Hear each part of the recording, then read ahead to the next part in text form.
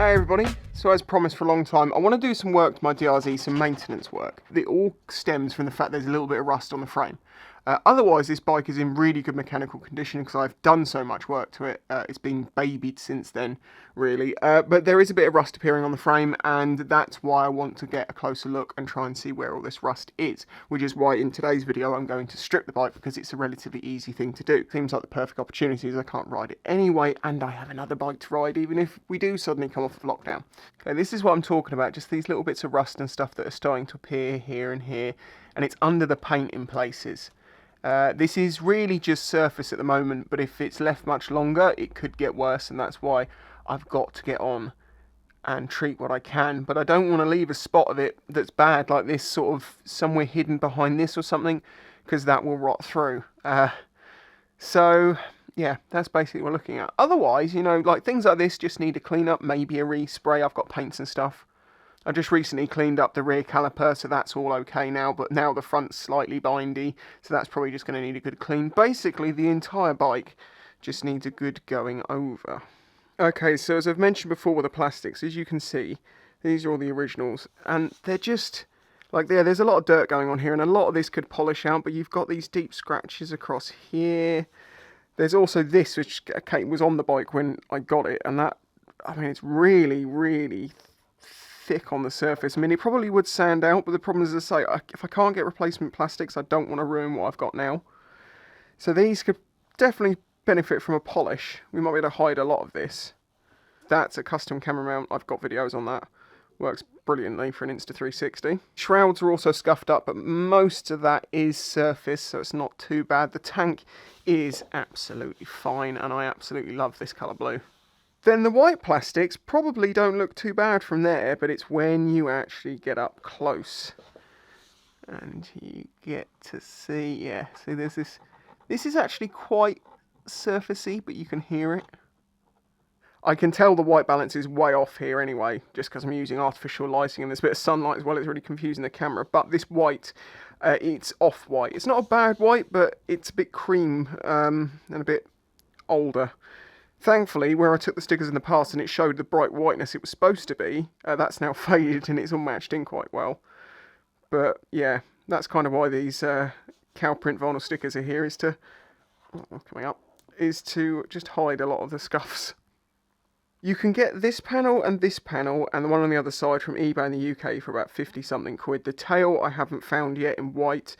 The tank shrouds, you're going to probably end up having to buy OEM ones because if you want to keep the stickers, and you kind of have to because the stickers on the tank, these are actually lacquered in, so you can't take those bits off. So if you change these to plain, you're always going to have these little bits here, which is really annoying. So it's nice to have the original stickers, and they kind of look alright for the, you know, they fit in with the age of the bike.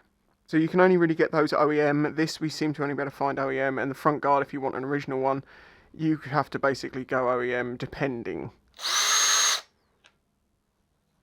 See, little things like this make a huge difference. These washers are all old and corroded. I'm going to replace those with nice fresh ones.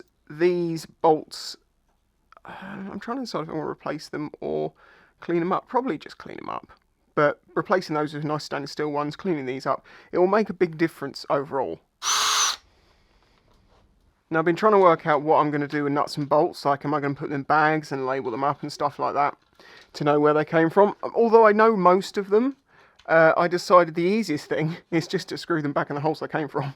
And then I'll go through and clean them one by one and I'll know what to do. So, first panel is off. What I'm going to do is give these a darn good clean on the inside and the outside, but we'll get to that later. One seat. Any of the panels that have got one of these sort of standoff washers that normally live in the plastics just to spread the load out, I'm going to take those out and put them on the bike so they're not stuck in the holes of the plastics and then they get lost. There's some little tiny edges of rust on the bracketry on the tank, so I'm thinking I'm going to have to clean those up and probably just cure rust them or something. But the problem is you have to treat cure rust, otherwise it doesn't last. Part of the problem is living on a very small island which is surrounded by the sea. We get an awful lot of salt here, so you know, people complaining about salty roads in the winter, our roads are salty all year round. These ones are nice and easy. On the side is the airbox, because these have got quick releases. And there's just 2 bolts. Oh. And the next one. Most dirt bike front fenders are held on by 4 bolts in a square pattern. I think sometimes it's 2, but normally it's 4 in a square.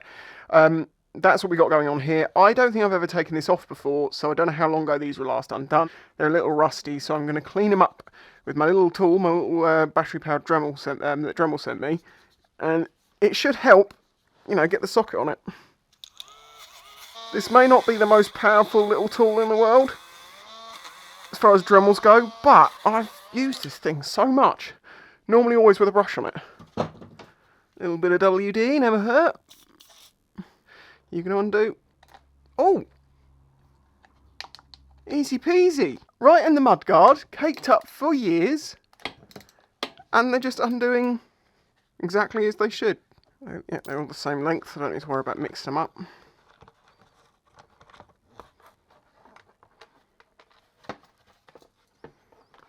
Come on. There we go. Again, we've got these little push-through standoff retainers. Actually, do you know what? Although it's very clean and smooth looking, and none of this is, the colour's actually not faded that much. It's proper grimy. Handguards. These are Ace Abyss handguards. Do you know, one of the questions I got more than anything on my 125s was, oh god, I have to take that off first, was what handguards I had for it. Like, you get special ones for each bike, and yeah, I do know some fit well, some don't fit well, but yeah, it's always perplexed me, that question of where do you get your handguards? Anywhere that sells handguards. I think it's something a lot of new riders do, which is when they look for parts, they look for their bike and that part. And it's like, that's not really how it works. You know, you can get parts that work for everything. So you can't really search it by brand. If you do search it under your particular bike name and it's a generic item, but they're selling it under your exact bike name, they will charge you more. Did I take that? I didn't take that screw out. We'd lost a headlight screw. Okay, now I want to take the tank off, so I need to make sure no fuel's going to leak out. Now, on some bikes, you'll have switches, these petcocks. You'll have on and off. You can have on, off, and reserve. And you can also have vacuum-controlled ones, and this is vacuum-controlled. If it's in the on position or in the reserve position, it will only allow fuel to flow out when the second hose, which is going in the back here, this one, has a vacuum on it. That opens the valve and lets fuel flow out. If that stops, this won't flow fuel. If you put it in prime, so you can prime the carb, it'll always flow through. So I've just put it into on, because it goes on, prime, reserve. So it's either side is where it won't leak. See little clamps like this, I'd like to clean this little clamp up, but then I should probably just get new ones. Let's just pull that clip back. This fuel line is not that old. It looks original. No, I don't know if that is original, actually.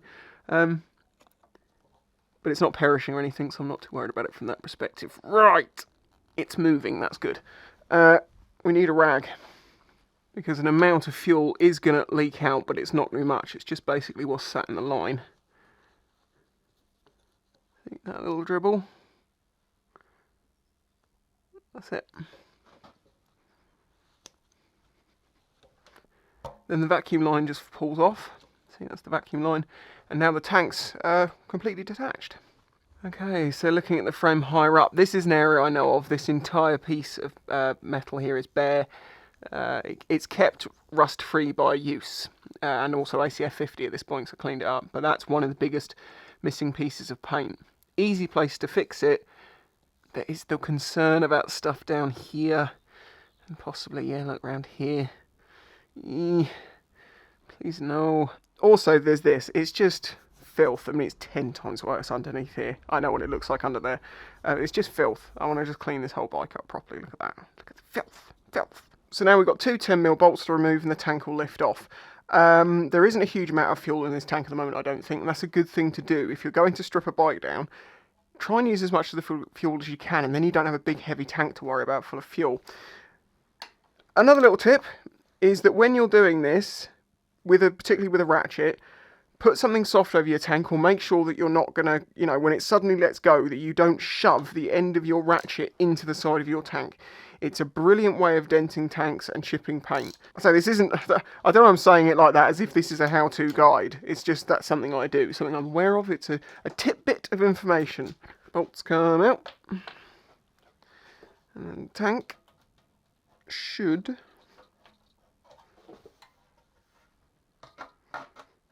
come on. It's got some rubber cups at the front that it all sits in. So you just got to gently. There we go. One tank. This is the real bugger one because you've got to put this somewhere really careful and careful you don't break your petcock which sits at the bottom. So an old tyre is a good thing, or a box or something that's soft. Yeah, we've got a little bit of rust up here on the top underneath. So, yeah, that's good. I'm glad I looked at that. There's some rust up round here. This is my concern though, the fact that I'm finding rust kind of here, there and everywhere. It is just surface, but if there's any in a place I can't get to, it feels really rough in there. Is that? Oh no, that is rust on the underside. Right, well I'm just continuing to strip it because I need to see what's going on everywhere. I need to clean it up to know, so we'll keep doing that. I might have to start stripping to pay for it. Unfortunately, I don't think anyone's going to pay much for me. Unless they want to pay me not to. If you wonder what I'm doing, I currently have my hand right up in Derek's butt. By the way, this bike's called Derek. Just something, doing a couple of bolts. And then we've got 3 little connectors we've just got to pull apart. And these ones are interesting. You kind of have to, can you see this? It's like a square bullet connector. And you have to lift the tab up to free the little push connector. Like that. The reason I'm doing that is because these actually go through a hole in the fairing. And I need to get it out, obviously. Ta-da! Right, now this should, with a squeeze, just come out. Now look at that. Check out the filth. I know I'm saying that I'm kind of dreading the idea of having to fully strip this bike. I am fully aware of the fact that this is probably one of the easiest bikes to do that to. I just didn't want to have to go down that road. And I still don't, but the more I look at it, the more I'm thinking, Okay, so here's a quick glance. As you can see, most of this is just dirt. There's a little bit of rust on the edges and welds up here, but it's very much surface. Most of this is fine. This is all aluminium, obviously. This is one of the nice things, like that's alley, this is alley. None of that's going to rust up there, it's just the frame. The engine's magnesium and alley, I think. I know some of them's magnesium, like this top plate, that's magnesium. This Lextek exhaust, I think this is going to come off and we'll clean it up. Let's have a look around the front of the frame. Pleased to find all this is clean. There is a little bit of rust going on down here. Again, it is very much surface. But this is an important area to be concerned about because this is full of oil. Because, if you're unaware, on the DRZ, you fill the oil up here because you have a litre of oil kept in the frame and another litre kept in the engine, and it basically circulates. It's known as a dry sump.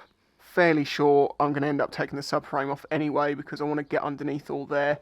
And these electrics up here, which I've now disconnected, this is the corner of shame.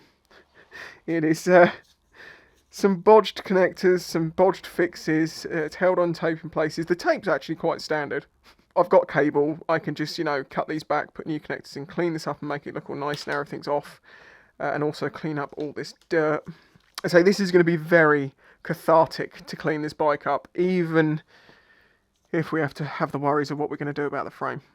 The exhaust can do with a clean up, and this that looks like oil is not. It is actually plastic, because I ran over a plastic bag. So he's probably about, what should we say, 30% stripped, 35% stripped. We'll probably have to go down to like 50% or maybe more to really ascertain what's going on with everything with this. I know the best thing to do without question is to definitely strip it down fully and get the frame resprayed and, just be done with it. I know that's very easy to say when it's not your bike and it's you're behind, a screen. It seems like such a simple thing, but obviously there's a lot of caveats to getting that done, and I'm not sure I'm in a position to do it at the moment. But we'll see. Maybe I'll just spray it myself. I've done plenty of spraying, doing the metalworks before now myself, and had some, good results. In the next episode, I'm going to try cleaning those plastics up, and in the episode after that, we'll probably be stripping this down more and really cleaning up the bike and hunting for that rust.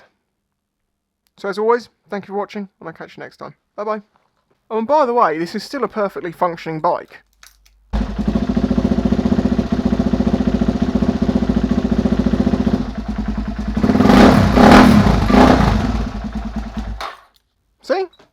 You don't need petrol in bikes, you don't need anything. They work as it is. It's just been this myth the whole time. The fuel just evaporates out the bottom of the tank. The bike would have done it the whole time. You know, they can make any bike do 1,000 miles to the gallon. They've just got to tweak the settings, but it's a conspiracy. But don't carburetors have float bowls in them that are full of... Shut up! If you enjoyed this video, please remember to hit the like button and subscribe to see future videos. This channel is made possible by the support of the audience. Please consider joining my Patreon to get early access to videos, questions answered in the monthly Q&A, your name on screen, and some exclusive content, all for as little as $1 a month. You can also check out the links in the description to my merch and other ways to directly support the channel. Thanks for watching.